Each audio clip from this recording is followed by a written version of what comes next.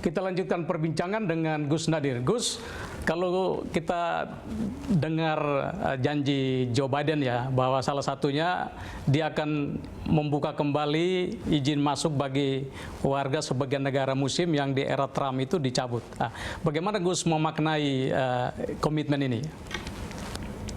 Ya, saya kira secara global memang tidak bisa lagi sebuah negara, apalagi sekelas Amerika, itu menutup diri dari negara-negara lain. Nah, tidak bisa kemudian kita hidup sendirian di dunia ini.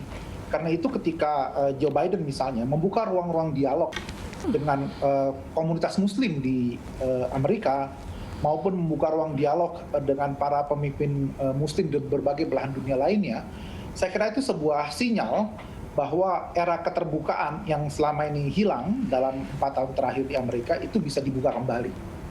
Nah, itu merupakan peluang untuk masing-masing pihak untuk kembali melanjutkan dialog yang sempat terputus, kembali melanjutkan upaya saling belajar demi memperluas wawasan kita dan juga melanjutkan peradaban dunia ini secara damai, Bang. Apakah ini juga semacam sinyal bahwa kebijakan luar negeri Amerika tentang Israel dan Palestina pun akan ikut berubah ya? Saya tidak tahu pasti apakah memang akan terjadi perubahan yang dramatis atau tidak. Karena kita tahu misalnya ini semua adalah politik tingkat tinggi. Misalnya Benyamin Netanyahu itu kan sangat dekat dengan Donald Trump. Tapi ketika kemudian Donald Trump masih belum mengaku kalah, sementara Joe Biden sudah dianggap menang, sudah ada ucapan selamat dari Benyamin Netanyahu, Perdana Menteri Israel, kepada Joe Biden.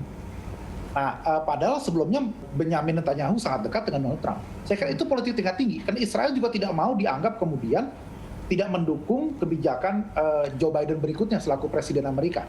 Jadi asas formal legalitas kan kita pakai. Karena itu saya kira apakah kemudian Joe Biden akan mengembalikan kedutaan besar Amerika pada posisi yang semula, tidak lagi di Yerusalem misalnya, seperti yang sudah dilakukan oleh Donald Trump, saya masih belum melihat tanda-tanda ke arah sana. Yang terjadi adalah sekarang berbagai kepentingan di tingkat global akan dibaca dengan baik oleh Joe Biden, dan saya kira di sini justru ada peluang untuk mendialogkan itu, dan Indonesia punya peluang besar sebetulnya, Bang, untuk memainkan peranan yang sangat strategis di tengah sinyal-sinyal yang sangat positif ini sebetulnya. Itu bagi umat Muslim dunia, apakah memindahkan lagi ibu kota dari Yerusalem ke Tel Aviv itu sebagai suatu terobosan yang bagus dan yang ditunggu-tunggu? Saya kira itu adalah sebuah sinyal untuk melanjutkan dialog yang sebelumnya sempat terputus, yaitu bagaimana dunia mengakui ada two states, gitu ya, ada pengakuan untuk hidup berdampingan, khususnya mengenai kota suci seperti Yerusalem, di mana 3 agama besar menjadikan ini sebagai sebuah kota suci. Jadi kalau itu dianggap sebagai sebuah kota yang netral, kota yang harus dijaga bersama, tentu itu akan sebuah sinyal yang sangat baik untuk perdamaian.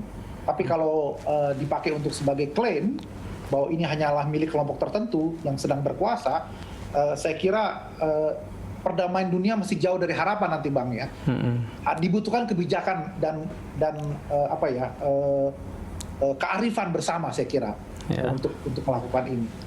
Itu untuk Indonesia, kalau nanti benar-benar setelah selesai kasus hukum Joe Biden yang terpilih dan memang orientasinya berubah, itu apa yang harus dilakukan pemerintah Indonesia supaya lebih mendekatkan terutama dialog antara Muslim sama Amerika?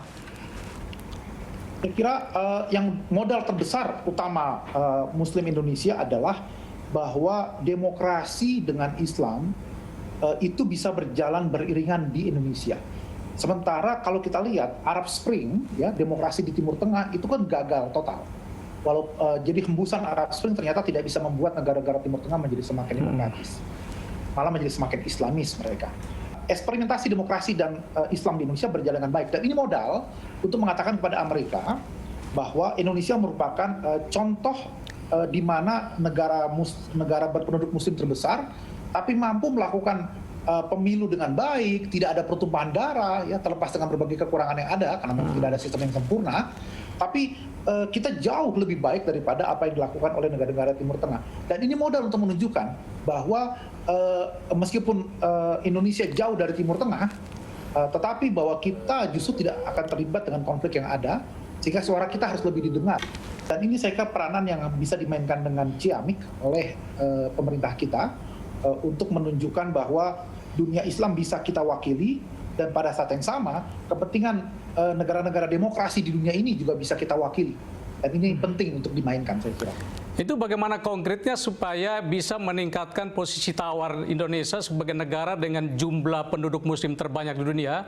Sebab selama ini kan itu hanya given ya, jumlah penduduk, tapi posisi tawarnya yang harus lebih, supaya kita bisa memberikan tekanan kepada Amerika.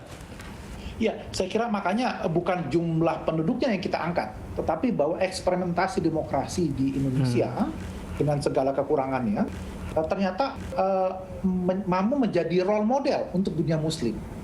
Dan ini yang saya kira harus terus disampaikan di ruang publik, di mana saya juga sebagai akademisi di Australia juga seringkali menyampaikan itu di ruang-ruang akademik internasional, bahwa Indonesia patut dijadikan rujukan. Karena selama ini Turki menjadi rujukan, karena Turki adalah tempat di mana khilafah terakhir. Begitu juga Mesir menjadi rujukan, karena di sana ada Universitas Al-Azhar, Kairo. Saudi Arabia menjadi rujukan, karena ada dua kota suci Mekah dan Madinah. Nah, mereka selalu bertanya, Indonesia ada apa? Nah, saya katakan bahwa justru Indonesia adalah eksperimentasi dari demokrasi dan Islam yang paling berhasil sejauh ini di muka bumi. Jadi karena itu ini harus menjadi kepercayaan diri buat para diplomat kita, buat para akademisi kita dan para aktivis untuk kemudian mengangkat isu-isu ini. Dan tentunya secara konkret kita harus merespon isu-isu global. Kita harus merespon apa yang terjadi di India, di Myanmar, misalnya di Palestina, dengan cara-cara diplomasi cerdas, dan juga dengan memanfaatkan jaringan akademisi, jaringan ulama, jaringan aktivis yang sudah kita bina selama ini. Jadi tidak hanya semata-mata jaringan antara G2G, pemerintah dengan pemerintah, tapi di luar itu juga harus digunakan. Misalnya saya kira perlu pemerintah Indonesia mengirim Ketua Umum PP Muhammadiyah dan Ketua Umum PBNU ke Timur Tengah untuk menjelaskan bahwa Indonesia layak untuk dijadikan role model, misalnya. Begitu juga para akademisi ternama kita dari berbagai kampus top di Indonesia bisa dikirim ke Amerika, ke Eropa untuk menjelaskan bagaimana eksperimentasi demokrasi di negeri Muslim terbesar ini berjalan dengan sangat baik. Ya. Ini perlu kerjasama antar kita, Bang Memang. Ya. Gus, kita lanjut di segmen berikut. Pemirsa, tetaplah bersama Gus Nadir. Ada dialektika wacana untuk menjadikan negara kita dasarnya pada khilafah ya. Yang menarik adalah yang paling keras bersuara menolak justru adalah para ulama kita sendiri. Semuanya menolak sistem khilafah.